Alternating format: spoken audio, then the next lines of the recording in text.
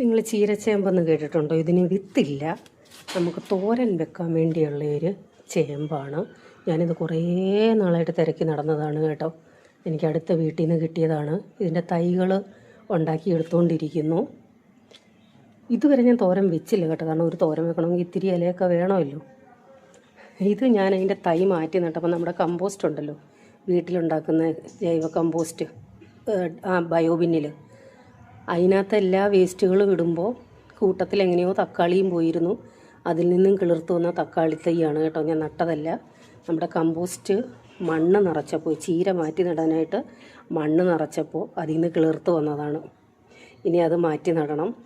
അതിനകത്ത് വേറെ എന്തൊക്കെയോ തൈ ഉണ്ട് കേട്ടോ. അതുകൊണ്ട് ഇത് എന്തോ പടർന്നു പോകുന്നതാണ്. ഇതും എന്തോ പടർന്നു പോകുന്ന ഒരു തൈയാണ്, എനിക്കറിയില്ല. തക്കാളി എനിക്ക് മനസ്സിലായി, ഓമയെ മനസ്സിലായി, പപ്പായ. അപ്പോൾ ഈ തക്കാളിയെല്ലാം ഇനി മാറ്റി നടണം. ഇതാണ് ചീരച്ചേമ്പ്. ഞാൻ ഇതുവരെയും വെച്ചിട്ടില്ല കേട്ടോ. ഇതിൻ്റെ തണ്ടും ഇലയെല്ലാം തോരൻ വെക്കാം.